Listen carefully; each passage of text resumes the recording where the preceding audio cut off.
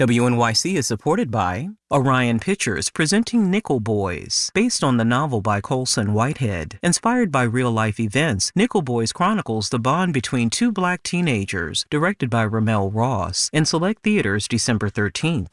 Sponsoring WNYC means reaching hundreds of thousands of engaged and discerning listeners who've made our shows part of their daily routine. Find more on sharing your business message with WNYC's unique audience at wnyc.org/sponsorship.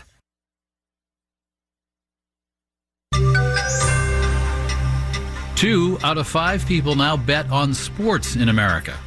Marketplace Morning Report is supported by Schwab. Schwab offers investors choices like full-service wealth management, self-directed investing options, and trading on Thinkorswim. More at schwab.com. I'm David Brancaccio. First, some of the most market-sensitive data we routinely cover here come from the Federal Bureau of Labor Statistics, which is coming out with new procedures after blowing it several times this year. Marketplace's Nancy Marshall-Genzer reports. Last February, a Bureau of Labor Statistics staffer emailed a list of people dubbed super users about unusual patterns in inflation data. In May, 5 files on inflation and earnings data were released about a half hour early by a government contractor. The BLS released data late in August. The report says 2 of the 3 incidents were caused by human error and blamed the third on a technology update glitch. It did not find, quote, dishonest or nefarious underlying motives. The BLS says it's increased staff training and changed procedures for releasing information and put limits on contractors' access to data. I'm Nancy Marshall-Genzer for Marketplace. Markets Dow futures are down 0.1%. S&P futures are up 0.1%. NASDAQ futures are up 0.3% now. Sensitive information like Social Security numbers, salaries, and credit scores are sold by data brokers to the highest bidder. Maybe it's a bank or maybe a scammer. Well, the Consumer Financial Protection Bureau wants to crack down.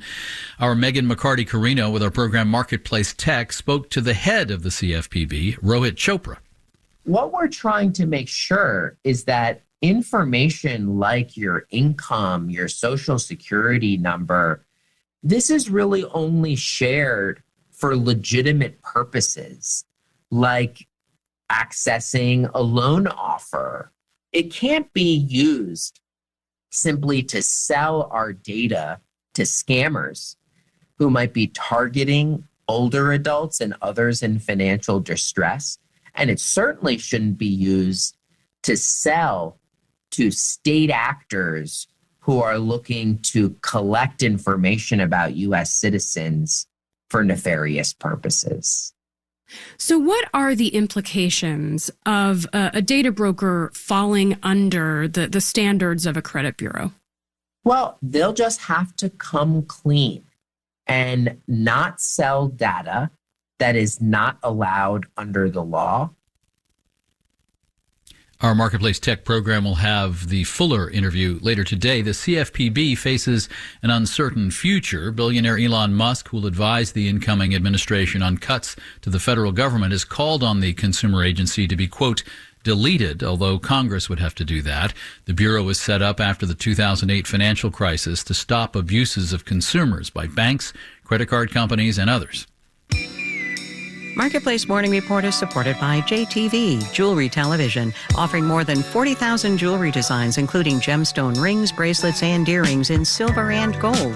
JTV can be found on your TV or at jtv.com. And by Bitwarden Password Manager, designed to secure logins from any location on any device over the holidays. Available at bitwarden.com. 40% of us now say we bet on sports through casinos or sports betting apps. Americans are projected to bet $150 billion on sports this year. That's more than the entire annual budget of the state of New York. Alice Fullwood is Wall Street correspondent for The Economist magazine, which has a new report on sports betting. She spoke with my colleague, Sabri Benishore. You know, some of this, if we look specifically at sports gambling, comes from a 2018 Supreme Court decision that allowed states to legalize sports betting. But why do you think we are gambling more? Is it just because we can legally? Obviously, none of this could be happening in sports betting in particular if that court decision hadn't been handed down. But at the same time, a couple of other things that are happening as well. One is that states have moved very quickly to put in place legislation to make sports betting and other kinds of betting legal. And this is driven by, maybe by the fact that people seem to like sports betting when you poll them. They're also sort of looking to raise revenues. So especially during COVID, when states' sort of tax revenue seemed in peril, you saw a lot of states sort of moving towards legalizing sports gaming because they wanted to tax and gain from the business. But the other big driver is technology. And this kind of helps the legalization argument, because if you can go online, use a VPN and sports gamble, sort of whether or not the state makes it legal, then the benefit for the state is diminished. But also it tends to be a bigger business. And so there is more sort of tax revenue to potentially go after. Of course, people averse to gambling will point out the potential for addiction, the potential to make very ruinous decisions. Now that we have a ton more people betting, are we actually seeing more problems? There definitely is evidence of harm. I don't want to mince my words on that. Things like people in states where they have legalized sports gambling tend to be saving less, increases in credit card debt. My perception is that the magnitude of some of those things is sort of relatively small, in the sort of few hundreds of dollars, not thousands of dollars. There was one paper that found a correlation between the legalization of sports betting and a rise in domestic violence. So obviously, there are problems with legalizing this. The question is sort of, I guess, how great are those harms? Do they override people's right to do what they want with their money? And how do they compare with, I guess, other harms that society tolerates? Yeah. I mean, ultimately, people gamble, people make bets because it's fun for them. On the other hand, there's money, right? How much money is being made either by states or by, businesses on this? In total, the industry is making about $14 billion in revenue this year.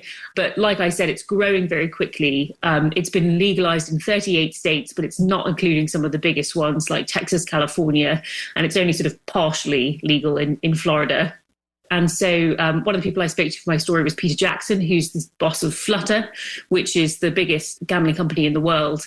And his expectation is that by 2028, online gambling in America will be a sort of $60 to $70 billion industry. So he's expecting a quadrupling of the revenue associated with this business over the next few years.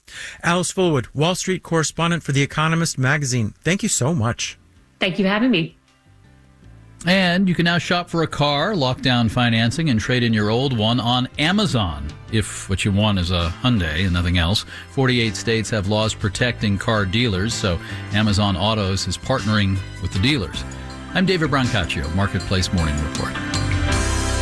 From APM, American Public Media. WNYC